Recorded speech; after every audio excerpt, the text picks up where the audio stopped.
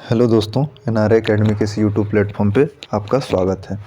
दोस्तों, आज की इस वीडियो में हम भारतीय अर्थव्यवस्था का सिलेबस डिस्कस करेंगे।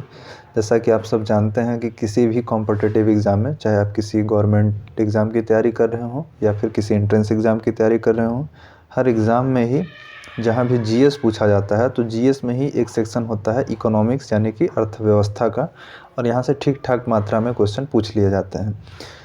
अक्सर छात्रों में ये धारणा होती है कि इकोनॉमिक्स थोड़ा सा कठिन विषय है, इसलिए लोग इसको स्किप कर देते हैं या नहीं पढ़ते हैं, ये सोच के कि इससे वैसे भी ज़्यादा क्वेश्चन तो आएंगे नहीं। लेकिन ऐसा नहीं है। ये कई सारे एग्ज़ाम में, और आज पिछले जो 2-3 साल से एग्ज़ाम हो रहे हैं, चाहे वो एंट्रेंस एग्ज़ाम हो या फिर कोई किसी गवर्नमेंट जॉब की एग्ज़ाम हो, हर एग्ज़ाम में ही अच्छी मात्रा में इकोनॉमिक्स से क्वेश्चन उठाए जा रहे हैं। तो इस वीडियो को बनाने का सबसे मुख्य ध्येय यही है कि आपको सबसे पहले इकोनॉमिक्स से परिचित करा दिया जाए कि आपको इकोनॉमिक्स में पढ़ना क्या है। जब आपके सामने ये बोला जाता है कि इकोनॉमिक्स आपको पढ़ाया जाएगा या आप इकोनॉमिक्स पढ़ेंगे, तो क्या क्या चीज़ें हैं जो आपको पढ़नी है और कहाँ कहाँ से क्वेश्चन हर गवर्नमेंट एग्ज़ाम में बनते हैं, किस तरीके के क्वेश्चन बनते हैं, उनका लेवल क्या होता है। तो इस वीडियो को बनाने का सबसे मुख्य ध्येय यही है। तो आइए बिना किसी देरी के चालू करते हैं। मुख्य रूप से इकोनॉमिक्स में हमें कुल 28 चैप्टर पढ़ने हैं। आप स्क्रीन पर देख पा रहे होंगे कि कुल 28 चैप्टर हमें यहाँ पे पढ़ने हैं। तो आइए बारी बारी से हर चैप्टर के बारे में हम थोड़ा थोड़ा समझ लेते हैं। मैं इसको थोड़ा सा जूम कर दे रहा हूँ ताकि आपको अच्छे से दिखाई दे। तो जो हमारा सबसे पहला चैप्टर होगा वो होगा अर्थव्यवस्था एवं उसके प्रकार। इस चैप्टर में हम जो इकोनॉमिक सब्जेक्ट है, जो अर्थव्यवस्था या अर्थशास्त्र सब्जेक्ट है, उसका थोड़ा सा परिचय देखेंगे, इंट्रोडक्शन देखेंगे। जैसा कि आप सब जानते हैं कि जो अर्थव्यवस्थाएं होती हैं वो मुख्य रूप से 3 पार्ट में उनको 3 पार्ट में डिवाइड किया जा सकता है। एक हो गई पूंजीवादी अर्थव्यवस्था, एक हो गई समाजवादी अर्थव्यवस्था और एक हो गई मिश्रित अर्थव्यवस्था। अब पूंजीवादी अर्थव्यवस्था का उदाहरण क्या होगा, तो हम अमेरिका को पूंजीवादी अर्थव्यवस्था में रख सकते हैं। समाजवादी अर्थव्यवस्था में हम रूस और चीन को रख सकते हैं। मिश्रित अर्थव्यवस्था में हम भारत को रख सकते हैं। तो इस तरीके से हम समझेंगे कि अर्थव्यवस्था की परिभाषा क्या है और अर्थव्यवस्था कितने प्रकार की होती है, और उन जो भी प्रकार है अर्थव्यवस्था का, उनका प्रमुख लक्षण क्या है। तो इस तरीके से हम एक ब्रॉड समझ विकसित करने की कोशिश करेंगे अपने पहले चैप्टर में। जो हमारा दूसरा चैप्टर होगा वो होगा मांग एवं पूर्ति। इसको इंग्लिश में डिमांड एंड सप्लाई बोलते हैं। ये मार्केट से संबंधित है। अभी मैं इसके बारे में आपको ज़्यादा नहीं बताऊंगा क्योंकि इससे आप कंफ्यूज हो जाएंगे। जब हम ये चैप्टर चालू करेंगे तब मैं आपको डिटेल में एक एक चीज़ और इतना अच्छे से एक्सप्लेन करूँगा कि इस चैप्टर की आपकी सारी दिक्कत ख़त्म हो जाएगी। जो हमारा अगला चैप्टर होगा वो होगा राष्ट्रीय आय यानी कि नेशनल इनकम। अब नेशनल इनकम कई बेस पे निकाली जाती है, जैसे जीडीपी हो गई, जीएनपी हो गई, एनएनपी हो गई। तो ये सारी ही चीज़ें हम इस चैप्टर को जब पढ़ेंगे तो समझेंगे कि ये जीडीपी में क्या चीज़ें होती हैं, जीएनपी में क्या होता है, एनएनपी में क्या होता है, इन तीनों में फ़र्क क्या होता है, ये सारी ही चीज़ें हम इस चैप्टर में देखेंगे। जो हमारा अगला चैप्टर यानी कि चौथा चैप्टर होगा वो होगा मुद्रास्फीति। मुद्रास्फीति को इंग्लिश में इन्फ्लेशन बोलते हैं। तो इन्फ्लेशन, डिफ्लेशन, ये जो भी चीज़ें हैं, मुद्रा की कीमत का घटना या बढ़ना या वस्तुओं की कीमत का घटना या बढ़ना, ये सारी ही चीज़ें मुद्रास्फीति पे डिपेंड करती है। इसी को एक और शब्द दे दिया जाता है आसान भाषा में, महंगाई। तो इस चैप्टर में हम महंगाई को समझेंगे कि किस तरीके से हर वर्ष महंगाई बढ़ जाती है और उस अनुपात में मुद्रा की कीमत नहीं बढ़ती, लेकिन हमें लगता है कि किस तरीके से हमारी जीडीपी ग्रोथ कर रही है, लेकिन रियल ग्रोथ हमेशा जो नॉमिनल ग्रोथ होती है उससे कम होती है। तो ये चीज़ें जब हम यहाँ डिटेल में इस चैप्टर में पढ़ेंगे तब आपको अच्छे से समझ में आएगी। जो हमारा अगला चैप्टर होगा वो होगा भुगतान संतुलन। इसको इंग्लिश में बैलेंस ऑफ पेमेंट बोलते हैं। तो अभी मैं इसके बारे में नहीं बता रहा हूँ आपको, जब हम ये चैप्टर पढ़ेंगे तब हम इसको डिटेल में समझेंगे। जो हमारा अगला चैप्टर होगा वो होगा मुद्रा का प्रसार एवं मापन। उसके बाद हम आगे जब चलेंगे तो अगला जो हमारा चैप्टर होगा वो होगा मौद्रिक नीति। इंग्लिश में इसको मॉनेटरी पॉलिसी बोलते हैं। आरबीआई आप जानते हैं कि समय समय पर repo rate, reverse repo rate, CRR, SLR, ये सारी चीज़ें जारी करता है। तो वो सारी ही चीज़ें आपको मौद्रिक नीति में पढ़ाई जाएंगी।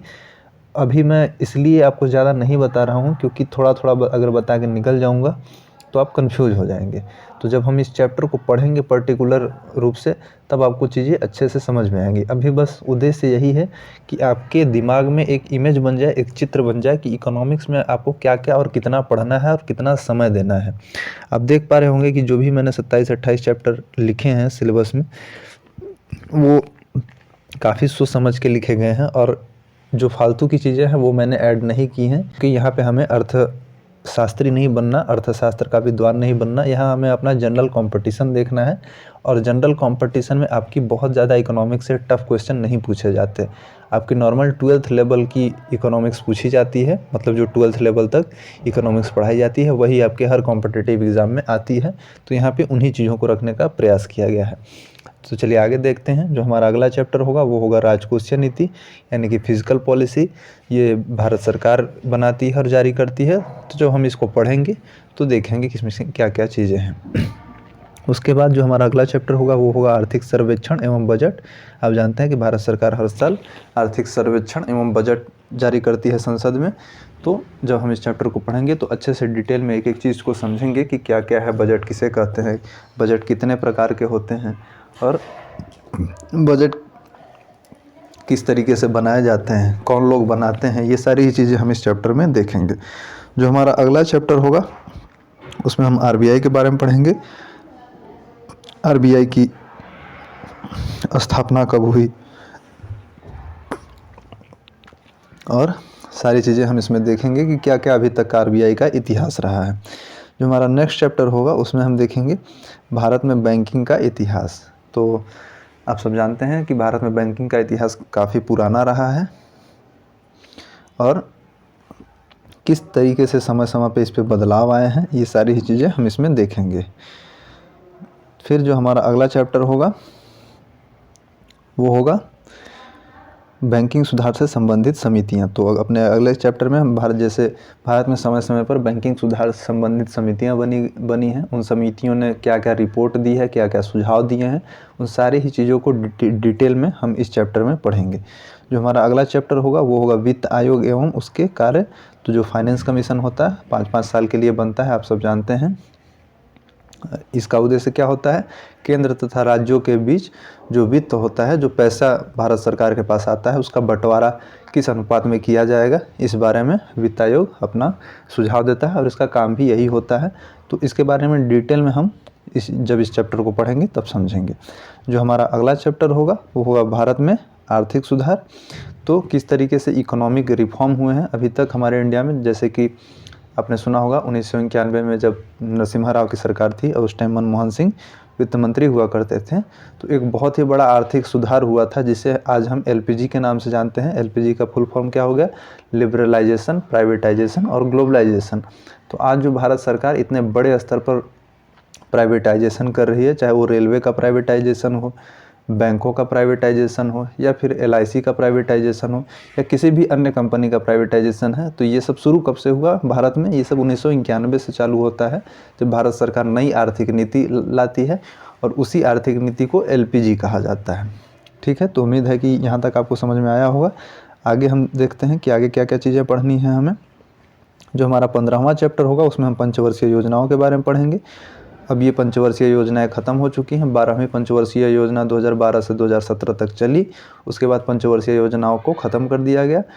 लेकिन अब चूँकि भारत के इतिहास से और भारत की अर्थव्यवस्था में इनका बहुत बड़ा योगदान रहा है, 1991 से ये पंचवर्षीय योजना हर 5-5 साल पे बनती चली आई हैं। तो क्या क्या चीज़ें इसमें रहीं, इनका उद्देश्य क्या था, और इन पंचवर्षीय योजनाओं के द्वारा भारत को क्या लाभ हुआ, ये सारी ही चीज़ें हम इन चीज़ों में इस चैप्टर में देखेंगे अपने पंचवर्षीय योजनाओं में। ठीक है, जो हमारा अगला चैप्टर होगा वो होगा भारत की कर प्रणाली। तो जैसा कि आप सब जानते हैं कि इनकम टैक्स होता है, आपका जीएसटी होता है, मतलब डायरेक्ट टैक्स और इनडायरेक्ट टैक्स। टैक्स 2 पार्ट में डिवाइड होता है, एक डायरेक्ट होता है, एक इनडायरेक्ट होता है। तो इस पूरा जो टैक्स सिस्टम है भारत का, उसको हम इस चैप्टर में समझेंगे। जो हमारा अगला चैप्टर होगा वो होगा गैर बैंकिंग वित्तीय संस्थान। अब कुछ ऐसे फाइनेंशियल इंस्टीट्यूशन हैं जो कि बैंकिंग नहीं करते, मतलब बैंकिंग का काम नहीं करते। अब इसमें आप किसको रख सकते हैं, एलआईसी को रख सकते हैं। एलआईसी भी एक पैसे का ही लेन देन करता है, तो वो भी एक बैंकिंग की ही तरह हुआ, लेकिन वो नॉन बैंकिंग है। मतलब जो बैंकिंग की मुख्य परिभाषा होती है, जो बैंकिंग की डेफिनेशन होती है, उसमें LIC नहीं आती। उसका काम थोड़ा सा अलग तरीके से है, वो भी फाइनेंशियल इंस्टीट्यूशन, लेकिन वो बैंक नहीं है। तो इस चैप्टर में हम इस चीज़ को बड़े अच्छे से समझेंगे और देखेंगे कि भारत में कौन कौन से इम्पॉर्टेंट गैर बैंकिंग वित्तीय संस्थान हैं। ठीक है, जो हमारा अगला चैप्टर होगा उसमें हम WTO, world bank, international monetary fund, world economic forum, Asian development bank और न्यू डेवलपमेंट बैंक। चूँकि इस चैप्टर से बहुत अच्छे क्वेश्चन पूछे जाते हैं, करंट अफेयर में भी यहाँ से क्वेश्चन बन जाते हैं, तो ये करंट अफेयर की दृष्टि से भी इम्पोर्टेंट है। जैसे पूछ लिया जाता है कि WTO का नया निदेशक कौन बना है, या वर्ल्ड इकोनॉमिक फोरम का नया महासचिव कौन बना है, या फिर ADB की स्थापना कब हुई, NDB की स्थापना कब हुई, या इनका मुख्यालय कहाँ है। इस तरीके के क्वेश्चन यहाँ से बनते हैं। तो हम चूँकि ये बैंकिंग मतलब था नहीं है, इनका सारा काम पैसों के लेन देन से ही संबंधित है, तो इसको भी हमें यहीं पे इकोनॉमिक्स में ही देख लेंगे और अच्छे से समझ लेंगे कि क्या क्या चीज़ें हैं, इनका क्या क्या फंक्शन है, क्या क्या कार्य हैं, कब इनकी स्थापना हुई और अभी इनके निदेशक या महासचिव कौन है। तो उम्मीद है यहाँ तक आपको समझ में आएगा। फिर उसके बाद हम देख लेंगे भारत की महारत्न, मिनी रत्न और नवरत्न कंपनियों के बारे में। जैसा कि आप सब जानते हैं कि जो भारत की सार्वजनिक क्षेत्र की कंपनियां हैं, तो उन कंपनियों को मुख्यतः 3 पार्ट में डिवाइड कर दिया गया है, महारत्न, मिनी रत्न और नवरत्न। अब इनका क्या क्या एलिजिबिलिटी है, ये कंपनियां कब कब बनी, कब इनको महारत्न, मिनी रत्न और नवरत्न का दर्जा प्राप्त हुआ, ये सारी ही चीज़ें हम इस चैप्टर में देखेंगे। जैसे कि यहाँ से क्वेश्चन एग्जाम में ऐसे बनता है कि मान लीजिए आपको दे देगा एग्ज़ाम में 4 कंपनियों का नाम दे देगा, जिसमें भेल हो गया, ONGC हो गया, गेल हो गया और मान लीजिए रिलायंस हो गया। इसमें से पूछ देगा कि इसमें से कौन सी कंपनी महारत्न नहीं है। तो बाकी जो ऊपर मैंने तीनों आपको बताया, भेल, गेल, सेल या ONGC, ये सारी ही महारत्न कंपनियां हैं, लेकिन रिलायंस कोई महारत्न कंपनी नहीं है। तो इस तरीके से यहाँ से क्वेश्चन बन जाते हैं। तो जब हम इस चैप्टर को पढ़ेंगे तो डिटेल में पढ़ेंगे। एक और चीज़ दोस्तों जो मैं आपको बताना चाहता हूँ, आपको देखने से लग रहा होगा कि ये तो बहुत बड़ा सिलेबस हो गया, इतने सारे चैप्टर हैं, इतनी सारी चीज़ें कैसे पढ़ी जाएंगी, कैसे याद रखी जाएंगी। तो ये देखने में आपको लग रहा है कि बहुत सारे चैप्टर हैं, लेकिन हर चैप्टर बहुत छोटे छोटे हैं। 10-10, 12-12 फैक्ट आपको पढ़ने होते हैं। और आप इतना समझ लीजिए कि आप कोई भी सब्जेक्ट पढ़ रहे हों, चाहे वो बहुत उसका सिलेबस छोटा हो या बड़ा हो, कम हो या ज़्यादा हो, जब तक आप उसको बार बार रिवाइज़ नहीं करेंगे, ये मान के चलिए कि कोई भी सब्जेक्ट आपको कम से कम 10 बार पूरा उसका सिलेबस रिवाइज़ करना होता है, तब जाके कहीं आप एग्ज़ाम में बैठने के काबिल होते हैं। 1-2 बार पढ़ के आप समझेंगे कि आप एग्ज़ाम में अच्छा कर लें, तो ये संभव नहीं है। कम से कम 10 से 12 बार आपको रिवीजन करना ही पड़ेगा। अब जैसे मैंने यहाँ पे जब मैं महारत्न, मिनी रत्न और नवरत्न कंपनियों की पूरी लिस्ट आपको बताऊंगा, ये कंपनियाँ कब बनी और कब इनको महारत्न, मिनी रत्न और नवरत्न का दर्जा प्राप्त हुआ, तो जब तक आप उसको 10 से 12 बार पूरा चैप्टर नहीं पढ़ जाएंगे, तब तक आपको कुछ भी याद होने वाला नहीं है। तो इस बात को आप अच्छे से समझ लें। आइए अगला हम देखते हैं क्या टॉपिक है। जो हमारा अगला टॉपिक होगा वो होगा विशेष आर्थिक जोन। इसको इंग्लिश में स्पेशल इकोनॉमिक जोन बोलते हैं। इसके संबंध में भारत सरकार ने कुछ प्रावधान बनाए हैं समय समय पे, हम उसको देखेंगे। और भारत में विशेष आर्थिक जोन कहाँ कहाँ पे हैं और वो किस तरीके से फंक्शन कर रहे हैं और इनकी क्या कुछ खासियतें होती हैं, जैसे टैक्स में रियायत दी जाती है इन क्षेत्रों को। तो हम इन चीज़ों को भी बारे में डिटेल में इस चैप्टर में देखेंगे। जो हमारा अगला चैप्टर होगा वो होगा कृषि से संबंधित क्रांतियाँ। तो हम इसमें भारत की कृषि भी पढ़ लेंगे और कृषि से संबंधित क्रांति भी पढ़ लेंगे इस चैप्टर में। जैसे कि एग्ज़ाम में ये पूछ लिया जाता है कि गन्ने का उत्पादन सबसे ज़्यादा कहाँ होता है, चाहे मूंगफली का उत्पादन सबसे ज़्यादा कहाँ होता है, चने का उत्पादन सबसे ज़्यादा कहाँ होता है। फिर इस तरीके से क्वेश्चन आपके एग्रीकल्चर से बनते हैं। और जो कृषि से संबंधित, जैसे हरित क्रांति हो गई, श्वेत क्रांति हो गई, नीली क्रांति हो गई, पीली क्रांति हो गई, तो इनका संबंध किन किन फसलों से है, क्या क्या इनका इम्पैक्ट हुआ भारत की कृषि पे, ये सारी ही चीज़ें हम इस चैप्टर में देख लेंगे। जो हमारा अगला चैप्टर होगा यह आयात निर्यात का होगा। इसमें इम्पोर्ट और एक्सपोर्ट, इसको इंग्लिश में बोला जाता है। इसमें हम ये देखेंगे कि भारत किन किन चीज़ों का प्रमुख रूप से आयात करता है और किन किन चीज़ों का प्रमुख रूप से निर्यात करता है। आयात में हमें फ़ायदा है या निर्यात में हमें फ़ायदा है, ये सारी ही चीज़ें हम समझेंगे। जैसे कि आपने न्यूज़ में अक्सर सुना होगा कि भारत को चीन से व्यापार करने में इतने लाख करोड़ का घाटा होता है या अमेरिका से व्यापार करने में इतने लाख करोड़ का फ़ायदा होता है। इस तरीके की न्यूज़ हम सुनते हैं, लेकिन हमें समझ में नहीं आता कि ये व्यापार करने में फ़ायदा और घाटा क्या है। अगर घाटा है तो हम व्यापार क्यों कर रहे हैं चीन के साथ। ये सारी चीज़ें अक्सर कन्फ्यूजन पैदा करती हैं। तो जब हम इस चैप्टर को पढ़ेंगे तब हमें अच्छे से समझ में आएगा कि क्या क्या इसमें चीज़ें होती है और किस तरीके से आयात निर्यात का पूरा सिस्टम काम करता है। जो हमारा अगला चैप्टर होगा शेयर मार्केट और मनी मार्केट, इसके बारे में हम पढ़ेंगे। अक्सर सबसे ज़्यादा कठिन यही टॉपिक माना जाता है, शेयर मार्केट और मनी मार्केट। इसकी जो शब्दावली होती है वो समझ में नहीं आती कि क्या होता है। तो जब हम इस चैप्टर को पढ़ेंगे अच्छे से तो हम सारी चीज़ों को एक एक करके अच्छे ढंग से समझेंगे। जो हमारा अगला टॉपिक होगा वो होगा विनिवेश। विनिवेश में जैसा कि आप सब देख रहे होंगे कि भारत सरकार ने अभी LIC में अपना जो LIC का 51% हिस्सा भारत सरकार के पास था, तो उसको भारत सरकार ने विनिवेश के द्वारा कुछ हिस्सा बेच दिया प्राइवेट कंपनियों को या लोगों को। तो उसे विनिवेश कहा जाता है। विनिवेश का मतलब यही होता है कि भारत सरकार किसी कंपनी में जो अपना शेयर होता है, जो भारत सरकार का हिस्सा होता है, उसको भारत सरकार जब बेच देती है मार्केट में तो उसे विनिवेश बोला जाता है। तो हम इसको भी अच्छे से समझेंगे और इसको थोड़ा सा करंट से भी जोड़ के देखेंगे कि अभी किन किन बड़ी कंपनियों में विनिवेश हुआ है। जैसे कि अभी भारतीय रेलवे में बड़े स्तर पर विनिवेश का काम हो रहा है। भारत सरकार कई सारे रेलवे स्टेशन को प्राइवेटाइज़ कर रही है, इसके लिए जगह जगह पे आंदोलन भी हो रहे हैं। तो ये सारी ही चीज़ों को हम अच्छे से समझेंगे ताकि हमें समझ में आए कि किस तरीके से बदलाव आ रहे हैं, उन बदलावों का हम पर क्या असर हो रहा है।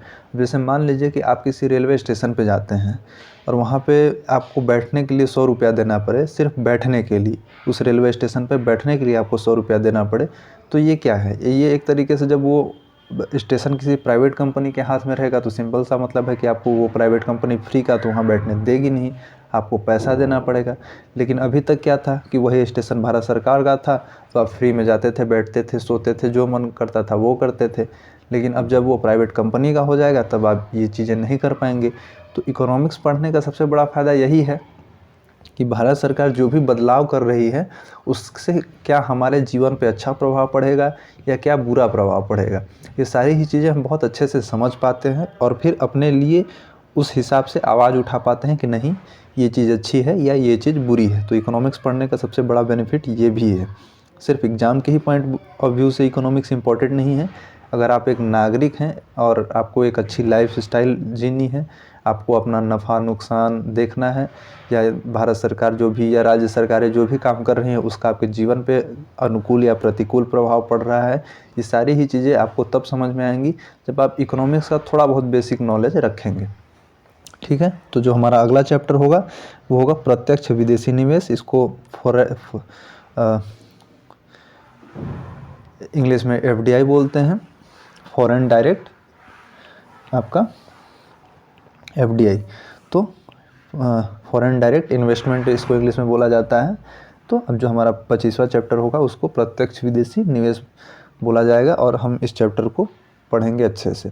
जो हमारा अगला चैप्टर होगा उसमें हम बेरोज़गारी एवं गरीबी के बारे में पढ़ेंगे, देखेंगे कि बेरोज़गारी कितने प्रकार की होती है और क्या क्या उनके प्रमुख लक्षण होते हैं, ये सारी चीज़ें देखेंगे। चूँकि गरीबी भी बेरोज़गारी से ही जुड़ी हुई है तो हम इस चीज़ को भी इसी चैप्टर में देख लेंगे। जो हमारा अगला चैप्टर होगा उसमें हम योजना आयोग एवं नीति आयोग के बारे में पढ़ेंगे। अब जैसा कि आप सब जानते हैं कि योजना आयोग की स्थापना 15 मार्च 1950 को हुई थी, फिर उसको हटा के 2015-16 में नीति आयोग, भारत सरकार ने योजना आयोग को ख़त्म करके नीति आयोग ला दिया। तो अब इन दोनों में क्या क्या फ़र्क है, इन दोनों का फंक्शन में, कार्यों में क्या क्या फ़र्क है, ये सारी ही चीज़ों को हम पाई चार्ट के माध्यम से अच्छे से समझेंगे अपने इस वीडियो में। ठीक है, जो हमारा अगला चैप्टर होगा गैर निष्पादित संपत्ति, इसको इंग्लिश में नॉन प्रॉफिटेबल एसेट बोलते हैं। तो इस चैप्टर को भी हम अच्छे से जब पढ़ेंगे तो समझेंगे कि क्या क्या चीज़ें होती हैं। NPA का मतलब यही होता है कि मान लीजिए आपने बैंक से लोन लिया और उस लोन को आपने नहीं चुकाया तो बैंक उसको NPA के अंदर डाल देता है। लेकिन ये सिर्फ इतना ही नहीं है, इसमें थोड़ा सा कॉन्सेप्चुअल चीज़ भी है, थोड़ा समझना पड़ेगा हमें। जब हम पढ़ेंगे इसको, इस चैप्टर को पढ़ेंगे तो अच्छे से एक एक चीज़ को डिस्कस करेंगे। तो उम्मीद है दोस्तों कि ये सिलेबस जो आज मैंने आपको डिस्कस किया ये सारा आपको समझ में आया होगा। कुल आप देख पा रहे होंगे कि 28 चैप्टर है हमारे अर्थव्यवस्था में।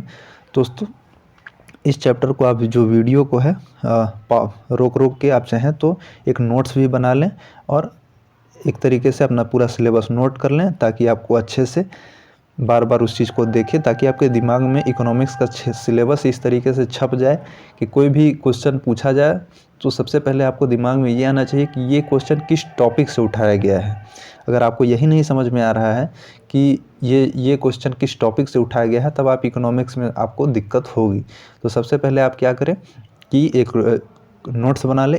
उन नोट्स में सबसे पहले पेज पे ये सारा जो टॉपिक मैंने यहाँ पे लिखा है वो लिख लें और उसको रोज़ एक बार या हफ्ते में एक बार तो कम से कम देख ही लें। इससे आपको काफ़ी फ़ायदा होगा इकोनॉमिक्स को पढ़ने में और समझने में। तो उम्मीद है कि आज का वीडियो आपको पसंद आया होगा। अगर वीडियो पसंद आया हो तो लाइक ज़रूर कर दें और चैनल को सब्सक्राइब कर दें। बहुत बहुत धन्यवाद।